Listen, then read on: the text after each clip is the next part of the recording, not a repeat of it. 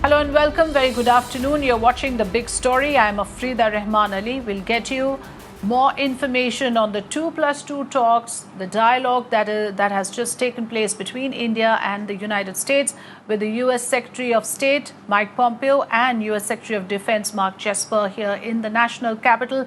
India and U.S. has held a joint briefing this afternoon after holding the crucial 2+2 talks. Both countries have signed the historic Defence Pact, Beca, that will facilitate the sharing of high-end military technology, geospatial maps, and classified satellite data between the two countries and their militaries. U.S. Secretary of State Mike Pompeo paid tribute to the Galwan martyrs and said that India and U.S. are ready to take up any Chinese challenge in the Indo-Pacific region. Defense Minister Rajnath Singh, External Affairs Minister S. Jaishankar, and U.S. Secretary of Defense Mark Esper were part of this key dialogue. The in-person talks are taking place at a time that India is locked in a tense standoff with China in Eastern Ladakh. I met Dr. Esper yesterday to discuss bilateral defense issues. We continued our discussions on larger regional and global perspective today over the 2+2. Signing the Beca today, after signing the LEMOA in 2016 and COMCASA in 2018, is a significant achievement in that direction. We had a very constructive dialogue and will continue to work together to strengthen our engagement in defense, security, and other areas. As the world confronts a global pandemic and growing security challenges, the United States-India partnership is more important than ever to ensure security, stability, and prosperity of the region and the world. 15 years after the conclusion of the first U.S.-India defense framework, the defense ties between our two nations remain a key pillar of our overall bilateral relationship. Based on our shared values and common interests, we stand shoulder to shoulder in support of a free and open Indo-Pacific for all, particularly in light of increasing aggression and destabilizing activities by China. Maruf Raza, Defense and Strategic Affairs expert, now joining the broadcast. Good afternoon, Maruf.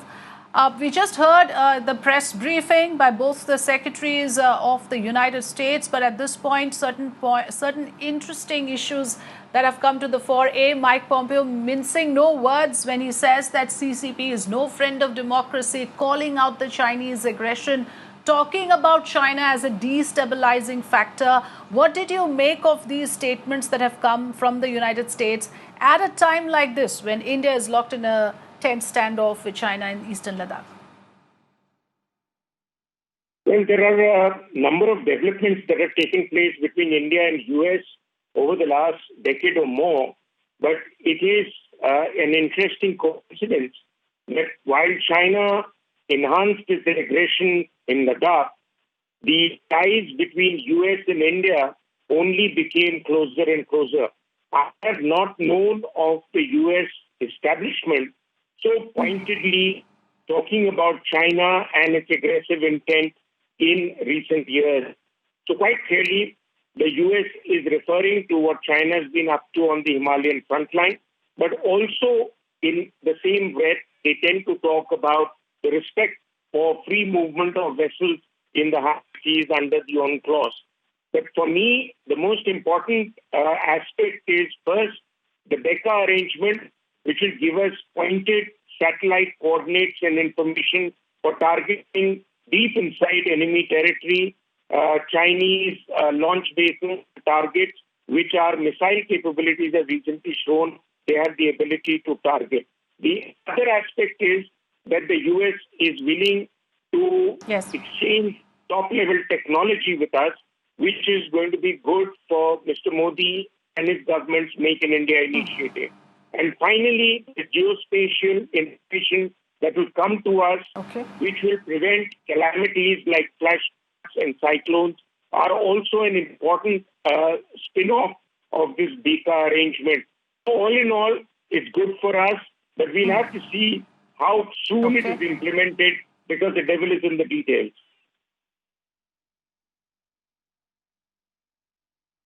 Absolutely. The devil is in the details. Maruf, thanks for joining us. I have with me this afternoon Narayan Lakshman, Associate Editor and former U.S. correspondent of The Hindu. Good afternoon, Mr. Narayan Lakshman. Pleasure to have you with us here on Mirror Now. So you would have heard the press briefing, and of course a lot of buzz is being created about what Mike Pompeo said about standing with India, calling out China's aggression, but all of this has to be looked at through the prism of the fact that, of course, at a time like this, U.S. administration has a growing friction with Beijing over a host of issues, including the trade tariff. So on one hand, you have trade, and the other hand, you have territory. So between both these issues, of course, there's a lot at stake for both the countries. But let's focus on the Beca agreement in particular.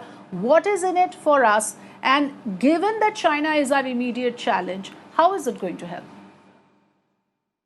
Firstly, thanks for having me, Frida. It's a pleasure to be here. I think you've highlighted the absolutely key issues here, which is that, firstly, these talks, while they've been going on since 2018, come at a time of crisis, both global and which is impacting the bilateral spaces. So between the US and China, as you correctly said, there have been trade tensions, and then the COVID-19 pandemic, of course, has hit everyone, and China in many ways has been seen as being at the heart of that crisis. And so far as India is concerned, of course, with Ladakh, we have had the escalation of what has been ongoing border crisis with China. So 2020 has been a bad year in that regard as well. So in that context, we cannot but assume that although the 2+2 talks have been going on for a few years in this format since 2018, this marks a very positive signal being sent out by Washington, even in the fading days, the last twilight days of the Trump administration's first term. It shows that the US administration as such is standing shoulder to shoulder, as you put it, with India. And there is a sense of confidence that the specific arrangement being offered, Beca, which is the third and possibly the final interoperability agreement, will offer tangible benefits to India in terms of geospatial awareness.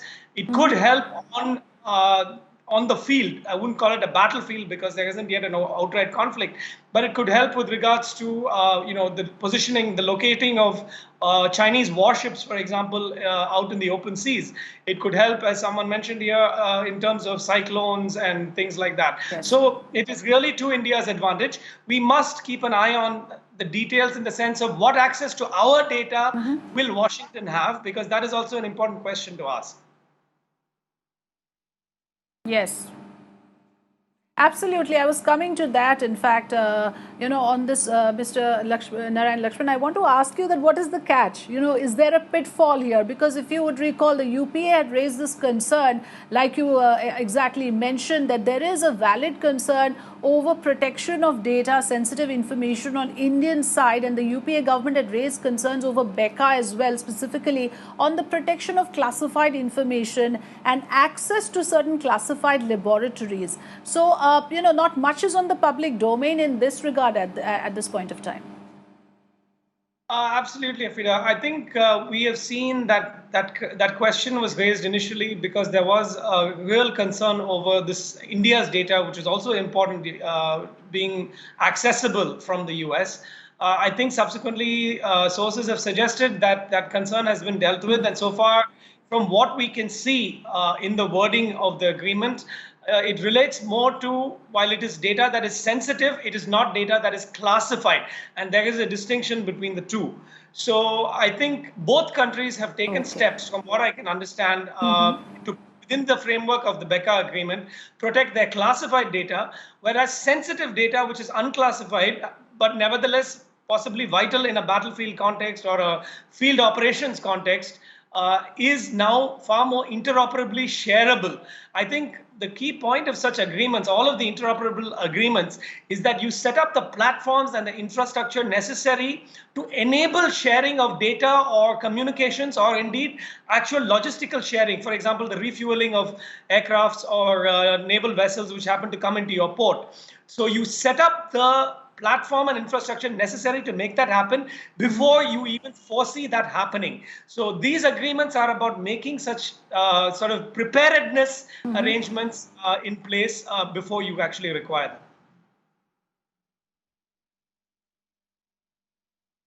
Right, and therefore, of course, in terms of the agreements that have been signed earlier as well, Mr. Lakshman, the two countries have signed, for instance, the General Security Military Information Agreement, the Logistic Exchange Memorandum Agreement, there was a Communication Compatibility and Security Agreement 2018. So it has been a long drawn process, and like you said, this is the third and probably the final 2+2 dialogue. But I also want to bring to your notice the timing in terms of how it comes right after the Quad meeting in Tokyo, and also at a time when the global economic order is also disrupted. So again, in terms of the stakes that are in for India as well as the US, for US to in some ways cross this extra mile and extend this kind of cooperation, do you think there is a lot that is at stake for US as well?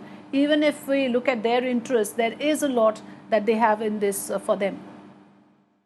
No, absolutely right there, because this Donald Trump administration from day one has been quite vocal and articulate about identifying China as an aggressive rising power or a dominant power even within Asia.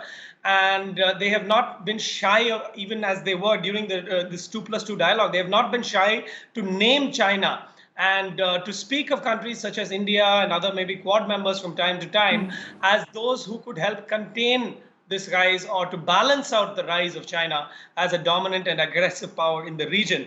Now, having said that, I think we should bear in mind that the first Trump administration is coming to an end, yet India has always been a subject of bipartisan consensus. So after November 3rd, the US election, whether or not it is President Trump coming for a second term or Joe Biden who comes, the Democrats come into the Oval Office, we can expect continuity in the bilateral space, and especially with regards to security arrangements, because as you correctly pointed out, India is now seen as part of a big picture. So there is Quad, and for example, in the Malabar activities, Australia has been brought in. India was also for the first time, I believe, participated in the Five Eyes intelligence sharing meeting between the UK, US, New Zealand, Australia, and Japan. And so India is now seen as part of this democratic group of powerful nations in the world, and that picture is not going to change. So the US is firmly supporting India as being part of that picture, and I think that is important. Yes, and like you rightly pointed out, this is coming just a few days ahead of the elections in the United States, and the fact that the two secretaries are here in the middle of a pandemic also goes to show how important this is for the US. And Mr. Lakshman, I take your word for it that this sort of process will continue irrespective of a regime change in the US. So many experts believe that that kind of change of guard will actually be of little consequence in terms of these kind of dialogue that have been taking place between the two countries. I thank you for joining us here on Mirror Now, Mr. Narayan Lakshman, and for giving us your valuable inputs on the story.